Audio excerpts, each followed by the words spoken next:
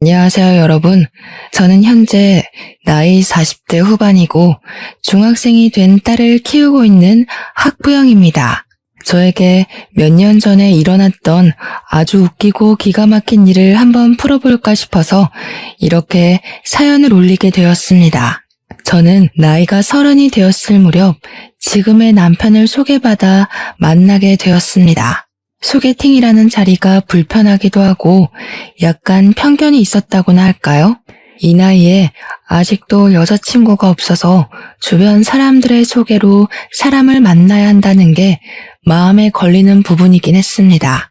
간곡한 지인의 부탁에 자리를 나가게 되었는데 상대방은 연봉도 꽤 높고 키도 183cm나 되고 얼굴도 훈훈하게 생긴 34살의 남자였습니다. 저는 그 남자를 보자마자 더욱 의심을 하게 되었죠. 모난 구석이 하나도 없는데 왜 여자친구가 아직도 없을까 하고 말입니다. 길 가다가 명함만 뿌려도 여자가 따라붙을 것 같은 사람인데 이런 소개팅 자리를 전전긍긍하고 있다는 게 이상하지 않겠습니까? 그래도 사진으로 받아본 외모가 제 이상형에 가깝기도 하고 무엇보다 키가 큰 사람을 선호하고 있었기에 소개팅을 했습니다. 제가 여자치고는 키가 꽤 큰 편이라서 외적으로 마음에 들었고 만나보니 예상과는 다르게 진중하고 깔끔한 성격을 가지고 있길래 연애를 시작하게 되었습니다. 2년 정도 진득하게 만나본 뒤 제 나이 32살이 되었을 때 프로포즈를 받고 결혼을 하기로 약속했는데 그제야 이 남자가 저에게 속사정을 이야기하더라고요. 사실은 자기가 오래전에 결혼을 약속했었던 여자가 있었는데 파혼을 하게 되었었다는 과거 연애사였습니다. 그런데 그 이유가 다른 것도 아닌 예비 시모와 예비 신우 때문이었다고 털어놓더군요. 저는 갑자기 받은 황당한 고백에 놀라서 이게 다 무슨 소리냐고 물어보니까 예비 시모와 예비 신우가 시집살이를 시키듯 결혼하려고 약속했던 전 여자친구에게 핀잔을 줬다는 겁니다. 전 여자친구가 이혼 가정에서 자라 아버지와 단둘이 살고 있었고 내놓으라 할 직업이 따로 없었던 여자여서 그랬는지 시댁 식구들이 엄청나게 무시를 했었다고 하더라고요. 결국은 전 여자친구가 견디지 못하고 파혼 선언을 했고 결혼이 파토나는 바람에 상처를 입어 오랜 시간 혼자 지냈다고 했습니다.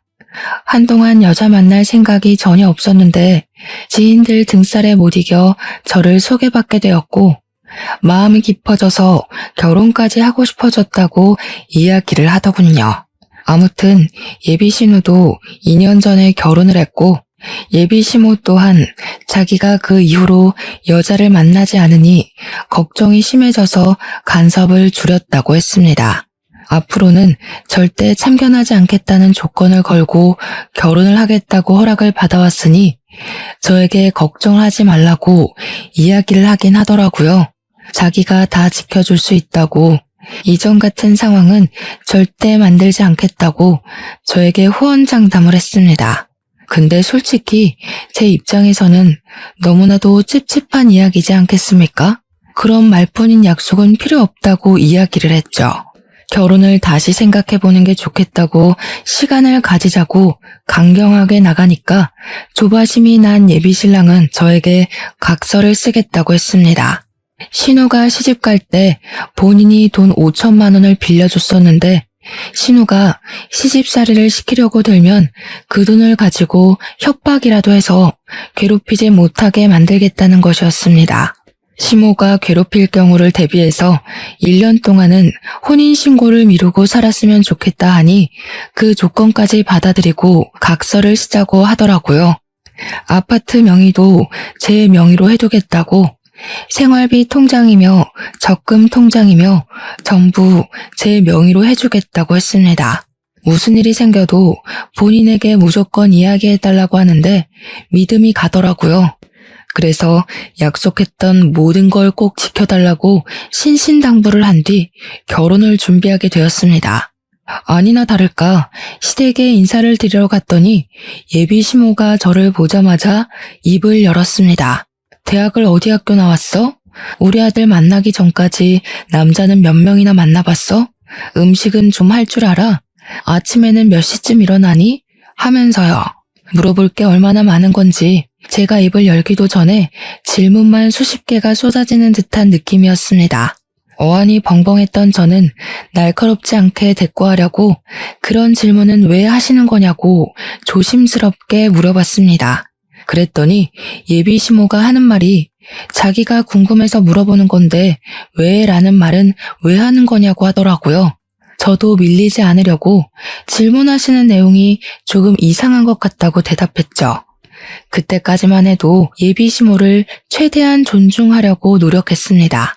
저는 예비 시모에게 대학은 땡땡 여대를 나왔고 남자를 몇 명 사귀어 봤냐는 질문에는 딱히 대답할 가치가 없는 것 같다.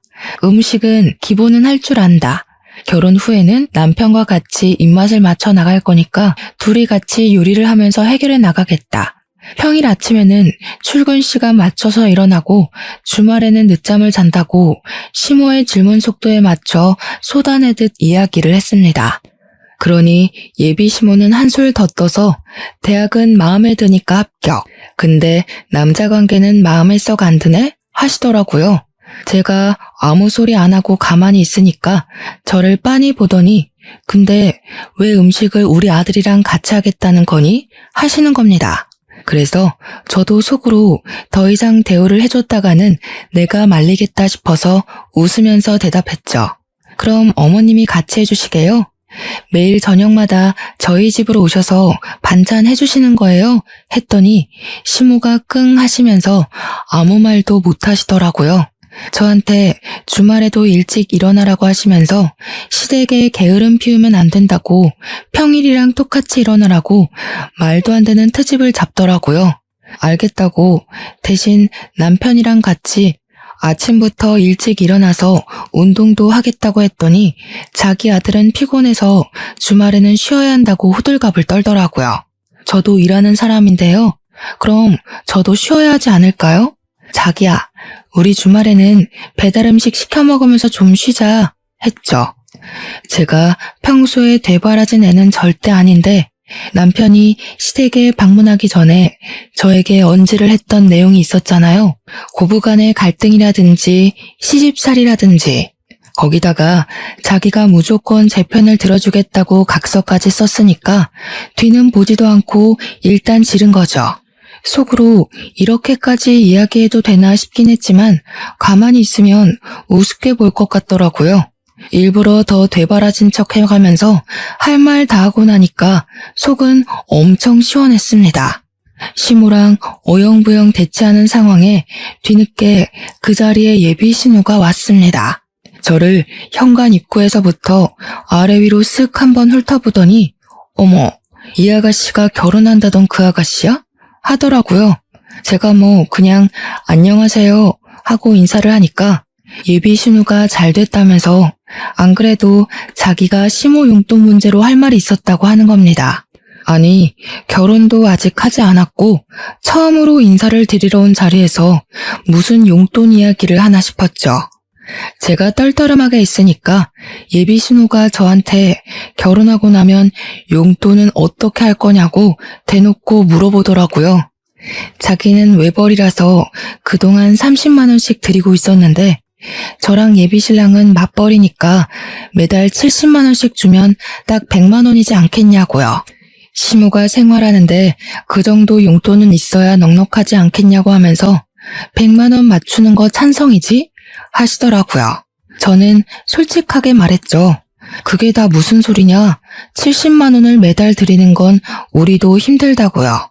솔직히 남편 연봉이 1억이긴 하지만 세금도 떼야 하고 애도 낳아 키울 거 생각해야 하고 신혼집도 대출받아 구할 건데 그 돈 갚으려면 한 푼도 아까운 상황이잖아요. 돈 나갈 일이 한두 가지가 아닌 마당에 매달 70만 원씩 눈 뜨고 코 베인다고 생각하니 몸서리가 쳐지더군요.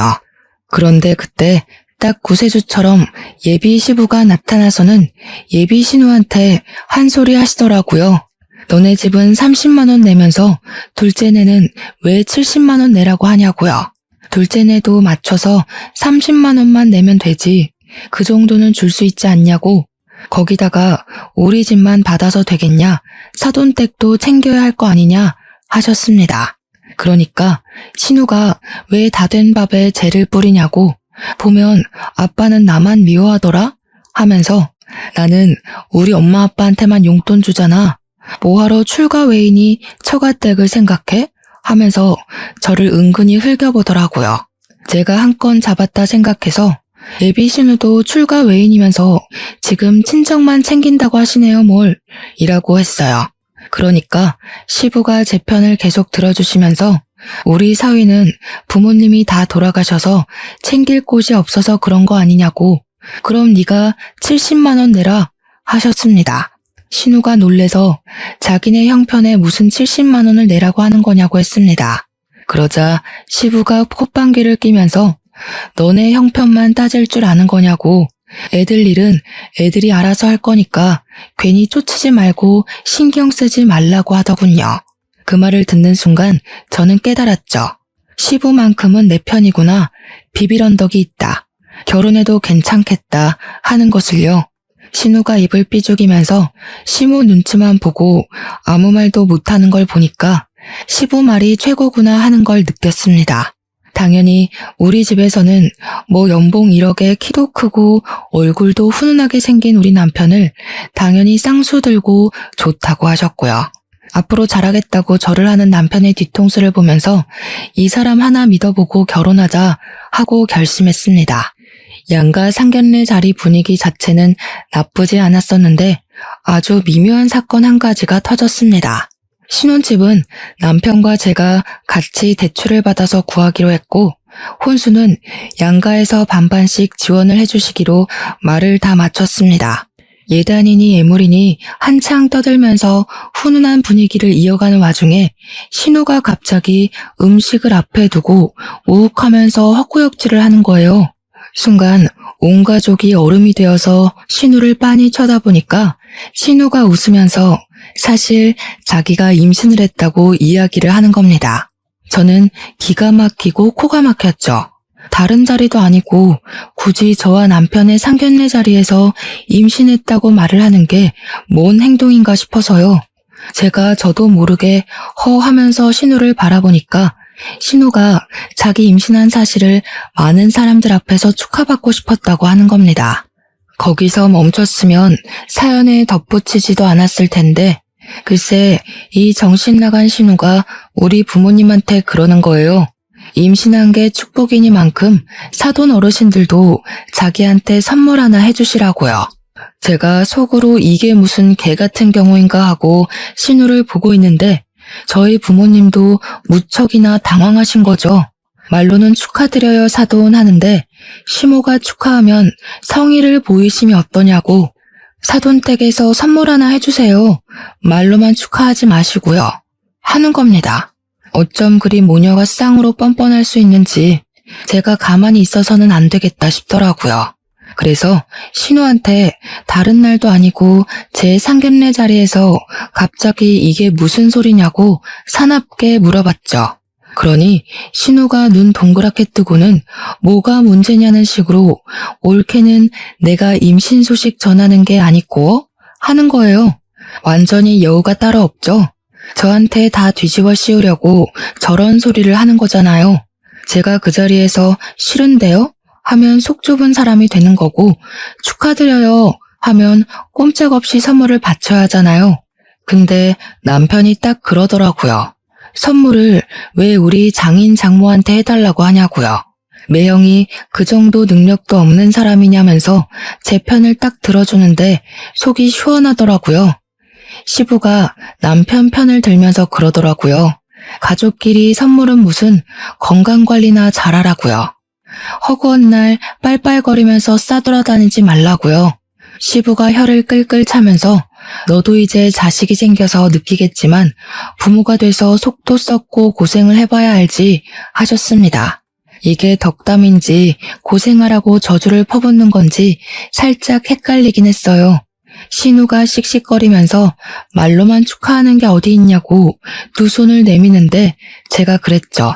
엎드려 절받기도 아니고 마음에서 우러러 나오는 선물을 받으셔야 하지 않겠냐고요. 달라고 우겨서 받아내면 그게 강탈이지 선물인가요? 제가 아기 베넷저고리 정도는 해드릴 수 있다고 했습니다. 제가 막 기분을 살살 건드리면서 이야기를 하니까 저희 부모님도 깜짝 놀라시더라고요. 제가 평소에 그런 말을 하는 애가 아닌데 날선 반응을 일으키니까 저희 부모님이 저를 발로 툭툭 치셨지만 저는 오르쇠했습니다. 아무튼 신우가 자기는 연말쯤 출산할 예정이라고 하는데 저희가 말을 나눈 결혼식 날짜가 연말이었거든요. 천천히 결혼 준비해서 그쯤 결혼식을 올리면 괜찮겠다 했더니만 신우 출산이랑 겹쳐질 것 같더라고요. 다시 날짜를 상의하면서 결혼식을 조금 일찍 하는 게 좋겠다 하는데 신우가 그러는 겁니다. 결혼식에 예쁘게 입고 가려면 몸매 관리도 좀 해야 하니까 더 미뤘다가 자기 살 빼면 하라고요. 기가 막히지 않습니까? 이게 말인지 똥인지 어이가 없어서 제 결혼식에 신우 몸매가 뭐가 중요하냐고 그냥 서둘러서 하겠다고 했죠.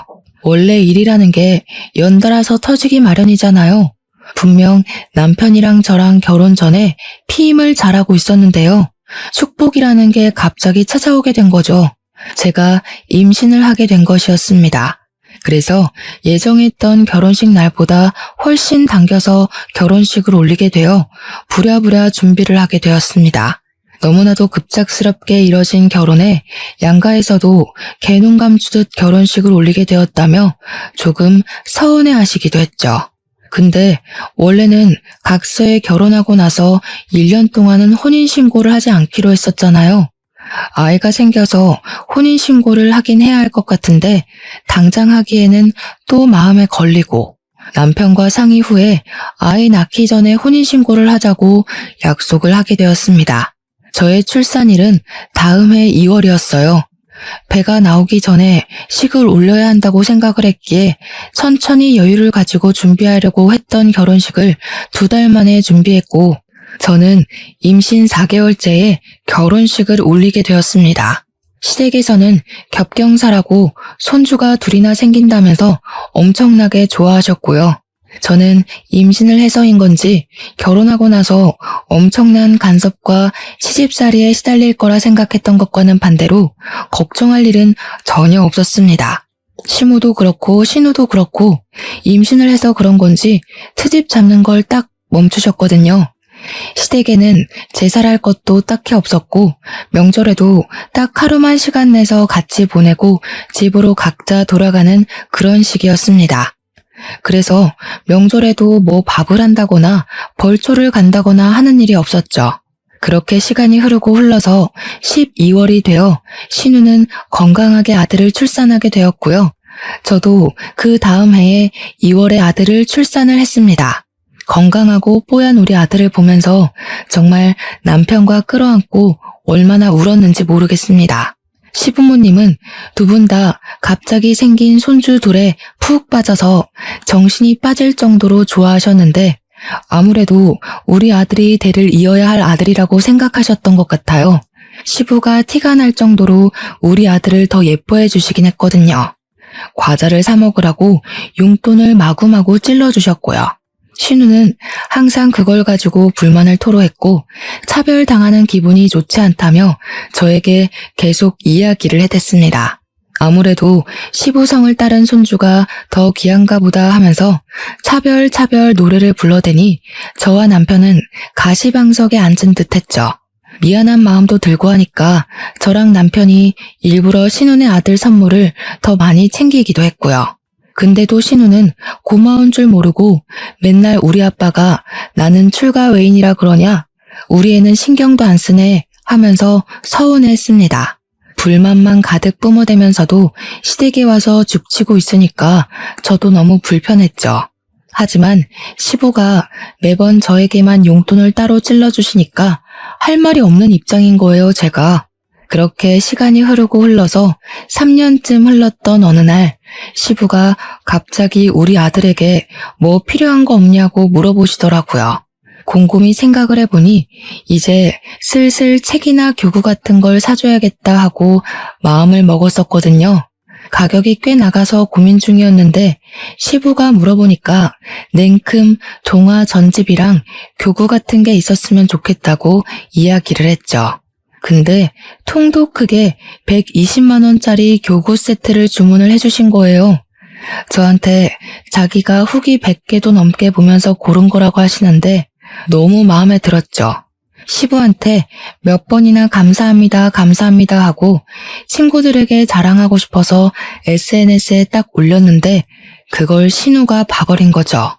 네, 제가 멍청했다는 거 잘 알고 있습니다. 하지만 신우랑 저랑 친구가 아니라서 염탐하고 있는 줄은 생각도 못했어요. 신우가 난리를 치면서 우리 아빠가 사줬다고? 나는 그런 거 사주지도 않았는데 왜 올케한테만 사줘? 하더라고요. 그러면서 저한테 우리 아빠가 사준 거니까 나눠 쓰자고 하는데 제가 할 말이 없어서 알겠다고 했죠. SNS에 올리지만 않았어도 이런 일이 없었을 텐데 제 팔자 제가 꼰 거 아니겠습니까? 필요한 거 있으면 빌려가시라고 이야기를 했더니 신우가 당장 와서는 몇 가지 교구를 들고 가더라고요. 그런데 짜증나는 게 신우가 빌려갔다 하면 함흥차사인 겁니다. 돌려줘야 하는데 돌려주지도 않고 빌려가기만 잔뜩 빌려가고요. 제가 신우가 뭘 빌려갔는지 하나하나 체크를 해놨었거든요. 근데 한 10개 빌려가면 돌아오는 건 7, 8개밖에 없는 겁니다.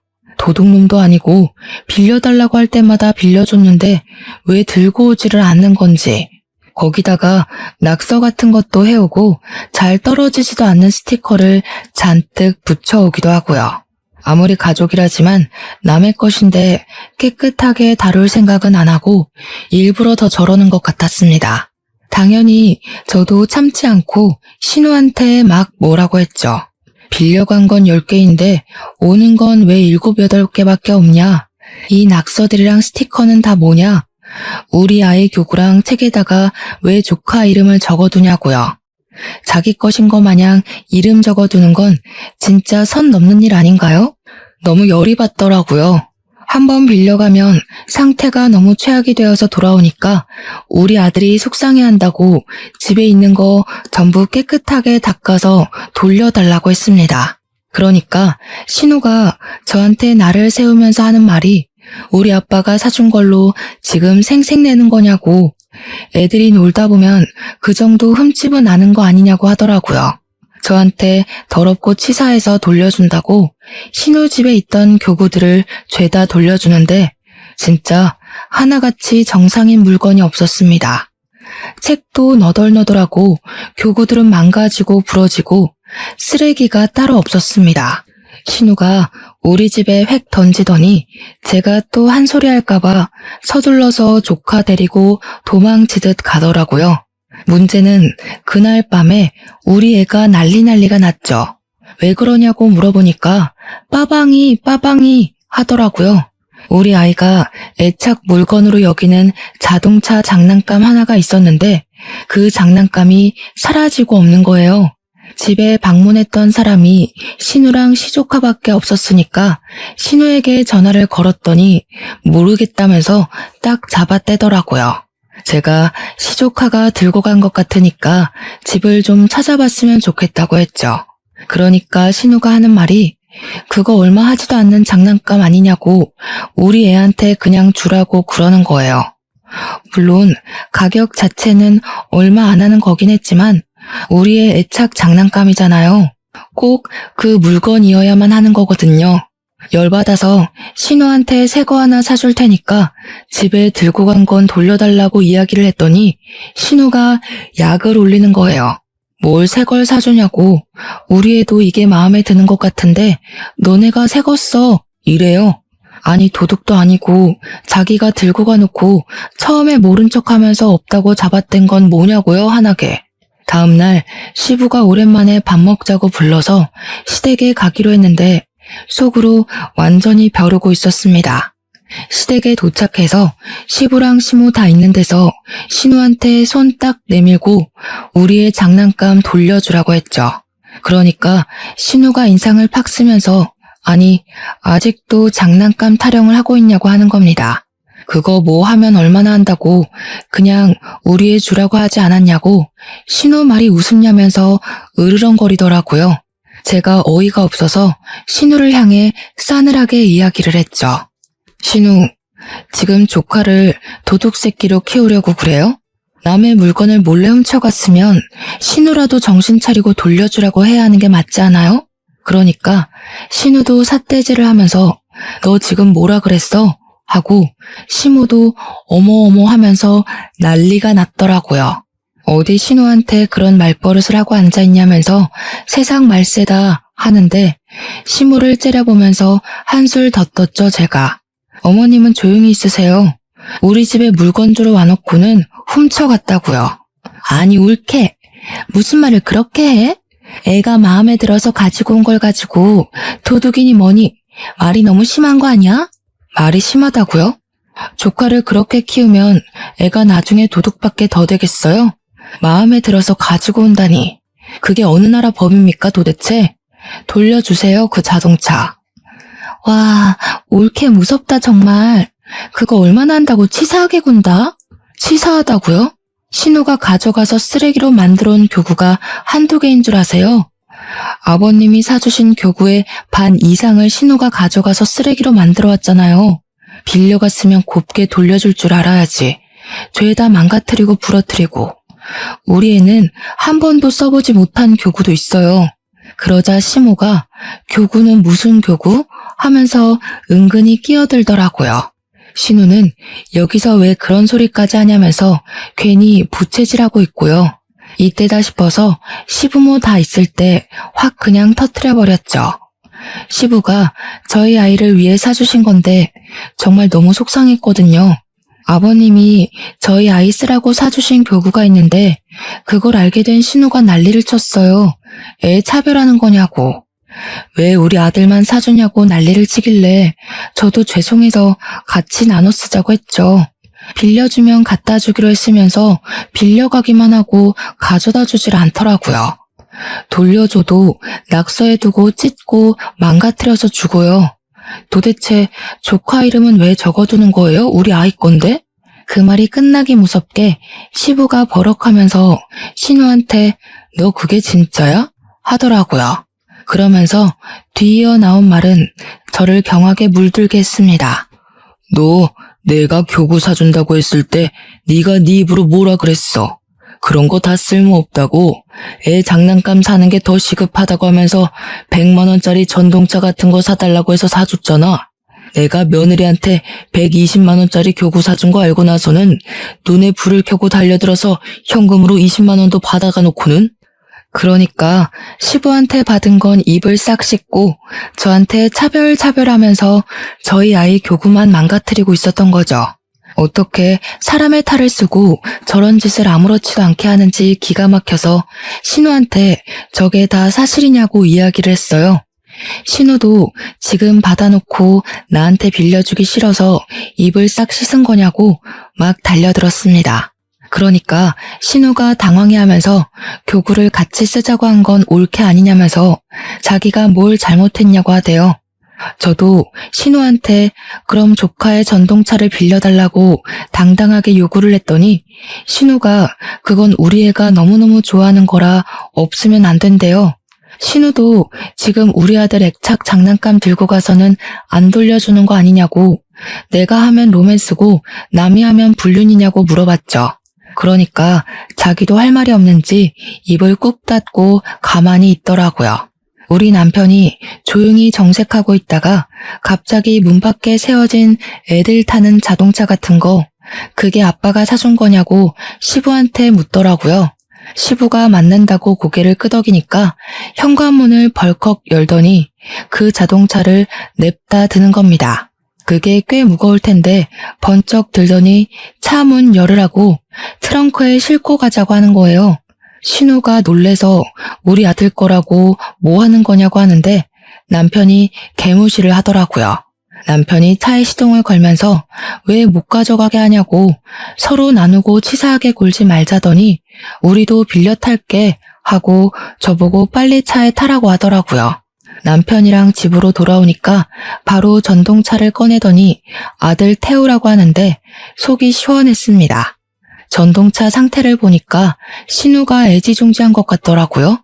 신우는 계속 남편한테 저한테 전화하는데 저희는 무음으로 돌려놓고 무시해버렸습니다. 남편이 집에서 유성매직을 가지고 오더니 아들에게 쥐어주고는 차에다가 낙서나 실컷 타라고 하는데 빵 터졌네요. 우리 아들 보고 이름 쓸 줄 모르냐고, 모르면 아무 그림이나 막 그려보라고 하는데 하얀색 전동차에 매직으로 낙서를 하더라고요. 거기에서 멈추지 않고 남편은 집에 있는 잘 뜯어지지도 않는 종이 스티커를 막 들고 오더니 차에 붙이기 시작했습니다. 이 정도는 해줘야 제대로 된 복수 아니겠냐고 하면서요. 그날 저녁에 심해부가 퇴근을 했는지 신우랑 같이 우리 집으로 찾아왔더라고요. 큰 봉투에 그동안 돌려주지 않았던 우리 아들의 장난감을 바리바리 싸들고 와서는 전동차 달라고 하더라고요. 제가 이미 더러워진 전동차를 가리키면서 가져가세요. 우리 아들은 별로 재미없대요. 했습니다.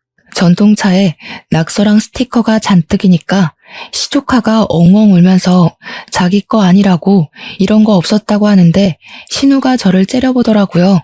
꼭 이렇게까지 치사하게 굴어야 속이 시원하겠냐고 이야기를 하는데 저도 신우처럼 눈 동그랗게 뜨고 모른 척 했습니다. 제가 뭘 어쨌냐고. 신우도 우리 아들 거 이렇게 다루길래 저도 그래도 되는 줄 알았죠 하면서 눈치 없는 사람처럼요.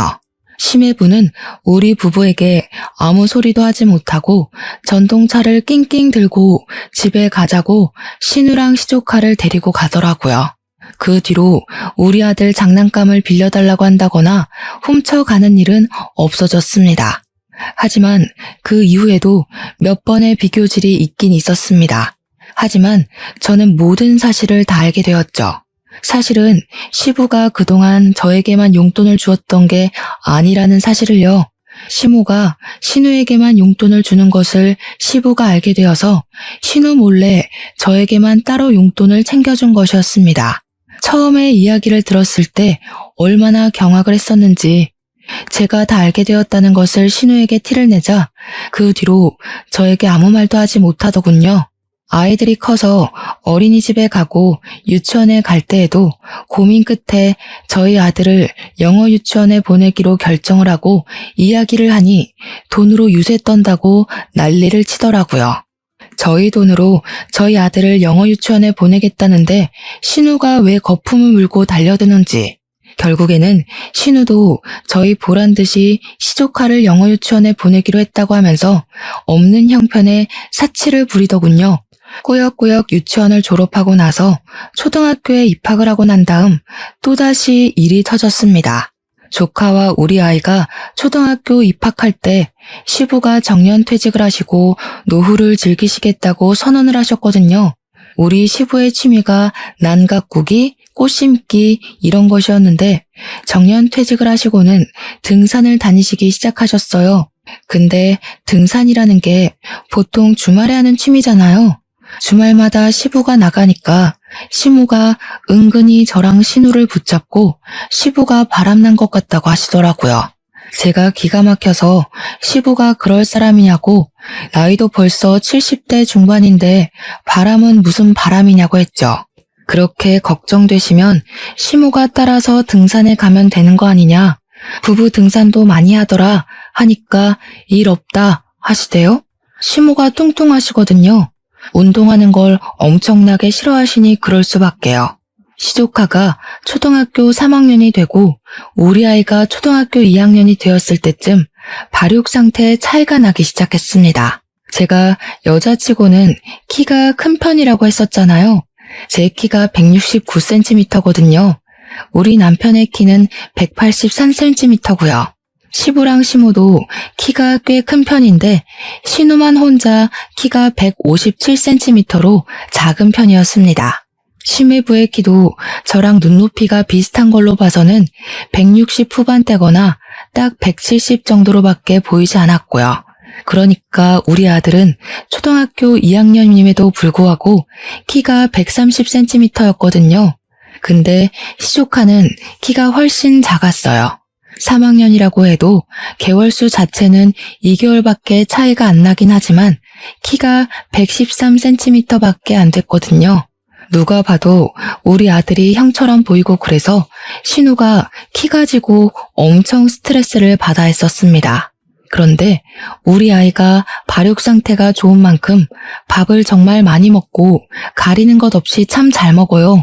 저랑 남편이 부부 동반으로 일이 있어서 어쩔 수 없이 시댁에 하루 아이를 맡겼는데 그날 신우도 시댁에 조카를 데리고 방문을 한 거죠. 그날 저녁에 시부모님께 아이를 봐주셔서 감사하다고 인사를 드리고 집에 왔는데 애가 배가 고프다고 밥을 달라고 하는 겁니다. 저녁 안 먹었어? 하니까 짜장면을 먹긴 했는데 배가 고파 죽겠대요. 왜? 얼마 못 먹었어? 하고 물어보니까 자기는 매운 걸 전혀 먹질 못해서 짜장면을 시켰고 시조카는 매운 걸 워낙 잘 먹는다고 짬뽕을 시켰대요. 근데 막상 음식이 도착하니까 짜장면이 먹고 싶다면서 반을 덜어가더라는 겁니다. 우리 아이가 매운 거 못 먹는 걸 뻔히 알면서 짬뽕을 먹으라고 덜어주더래요. 아이가 결국 짜장면 반 그릇으로 저녁 내내 시간을 보냈으니 당연히 배가 고팠던 거죠. 시조카는 짜장면에 짬뽕까지 다 처먹었다고 하는데 짜증이 확 나더라고요. 키 차이는 그렇게 나는데 시조카가 몸무게는 훨씬 더 많이 나가거든요. 소화비만 판정을 받을 정도로 몸이 퉁실퉁실했어요. 우리 아이에게 밥을 차려주면서 다음부터는 나눠 먹기 싫다고 하던가 아니면 곱빼기로 시켜달라고 이야기를 하라고 했죠. 한 3주쯤 지나서 부부 동반 모임에 참석하느라 아이를 또 시댁에 맡기고 모임이 끝난 뒤 데리러 가니까 우리 아이 표정이 좋지 않더라고요. 혹시 오늘도 짜장면 먹었어? 하니까 신우 눈치를 슬쩍 보면서 고개를 끄덕이는데 먹는 걸로 치사하게 굴었구나 싶었습니다. 시댁에 신우랑 시조카, 시모까지 다 있어서 거기서 이야기를 꺼냈죠. 우리 애도 짜장면 한 그릇 다 먹을 수 있는 아이라고 시조카에게 반 덜어주고 싶으면 앞으로 우리 아이는 곱빼기로 시켜줬으면 좋겠다고요. 그랬더니 우리 아이가 울먹이면서 곱빼기를 시켜달라고 했더니 소화비만 된다고 안 된다면서 말렸다는 겁니다. 제가 진짜 너무 화가 나서 시조카를 보면서 말을 했죠. 누가 누구 보고 비만 타령을 하는 거냐고요. 그러니까 신우가 지금 우리 애 들으라고 한 소리냐면서 눈에 불을 켜고 달려들더라고요. 지금 우리 애가 비만이라는 거야? 뭐야? 안 그래도 학교에서 6개월마다 체중 검사하는데 애가 자꾸 비만으로 떠서 스트레스 받아 한다고. 우리 애 앞에서 상처 주지 말고 말 좀 가려서 할 수 없어? 어머, 비만 맞잖아요. 학교에서도 살 빼라고 줄넘기를 강제로 시킨다면서요? 벌써 그러면 어떡해요? 보아하니까 식탐까지 있는 것 같은데. 너 그러면 살 못 뺀다? 근데 그 순간에 등산을 다녀온 시부가 현관문을 열고 들어오셨습니다. 시조카를 보면서 벌써 비만이면 어떡하냐고, 먹는 것부터 조절을 해야지 짜장면을 먹이면 어떡하냐고, 열량도 높은 음식이라고 2차 잔소리를 시작하셨습니다. 그러니까 신우가 키 크려면 가리는 것 없이 먹어야 하는 거라면서 비만은 무슨 비만이냐고 이거 다 키로 갈 거라고 하더라고요. 그래서 제가 풋 하는 소리를 일부러 내면서 웃었죠. 신우, 키는 유전인 거 몰라서 그래요?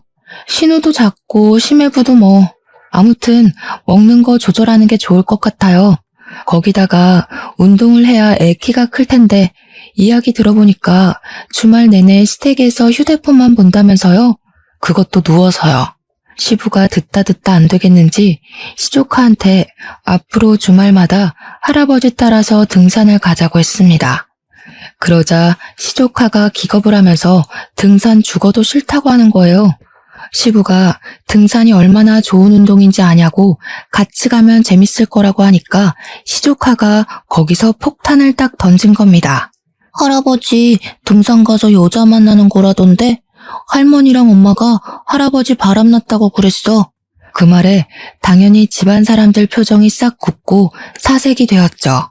저는 그런 이야기를 애 앞에서 했다는 것도 너무나도 놀랍고 신우랑 시모의 머리가 어떻게 된 건 아닐까 하는 생각이 절로 들었습니다. 시부가 너무 놀라서 눈을 껌뻑껌뻑 하더니 얼굴이 새빨갛게 달아올라서 시모랑 신우를 향해 소리를 치셨습니다. 뭐가 어쩌고 어째? 하는데 정말 집안에 접시가 깨져나가겠구나 싶을 정도로 큰 소리였습니다. 시모가 놀래서 아니 그게 아니라 하면서 변명을 할 준비를 하고 신우는 서둘러서 시조카의 입을 틀어막았습니다. 저와 남편 그리고 우리 아들은 놀래서 아무 소리도 못하고 가만히 서 있었죠. 시부가 팔을 부들부들 떨면서 시모에게 삿대질을 했습니다. 이 인간들이 뭐가 어쩌고 어째? 바람? 이 할망구가 노망이 났나?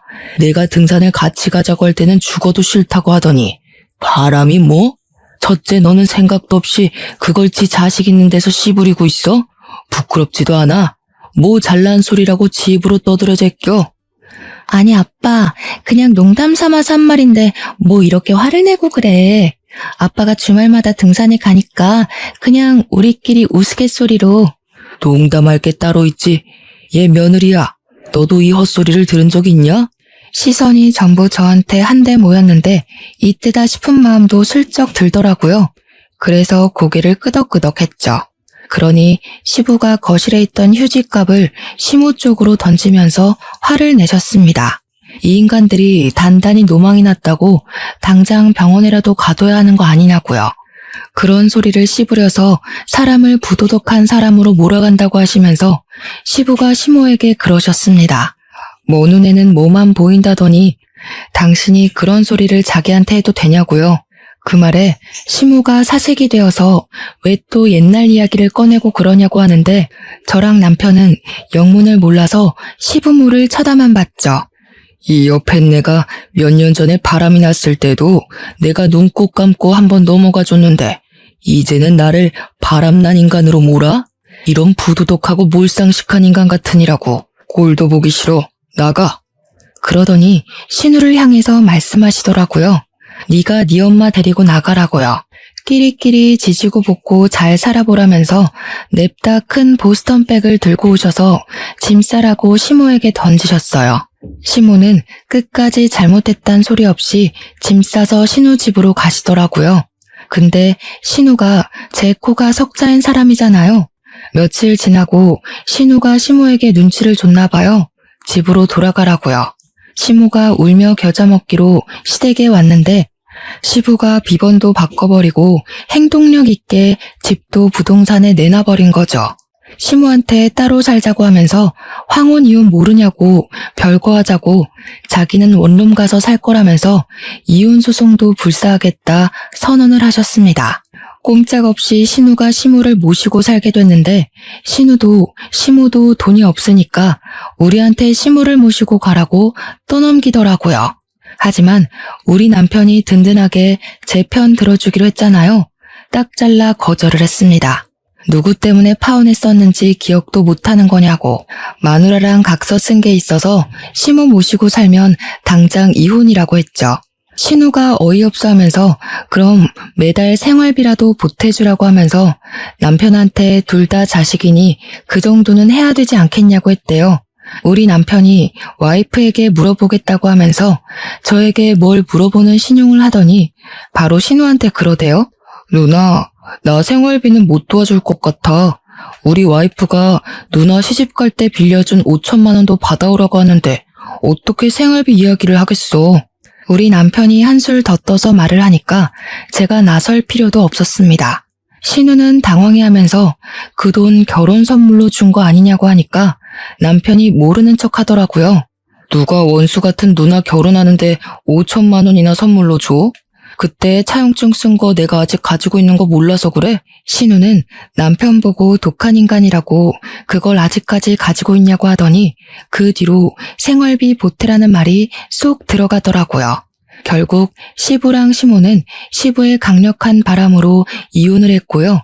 시부는 지금 우리 집 근처 원룸에서 혼자 노후 라이프를 즐기고 계세요. 신우랑 시무는 맨날 나가라 못 나간다 하면서 싸우고 있다고 신우가 가끔 저에게 전화와서는 시무 모시고 가면 안 되겠냐고 하는데 누가 그 제안을 받아들이겠습니까? 당연히 거절하고 있고요. 남편은 결혼 전에 저에게 약속했던 대로 커다란 벽이 되어주고 있어서 시무도 차단해버리고 아이와 시부와 즐거운 시간 보내면서 살고 있습니다. 이래서 사람이 너무 욕심만 부리고 심술만 부리고 살면 안 된다는 걸 깨닫게 되네요. 여러분들도 이런 어처구니 없는 일을 당하시면 당황해하지 마시고 현명하게 잘 대처하길 바랍니다. 저의 긴 사연 들어주신 여러분 감사합니다. 행복한 하루 되세요.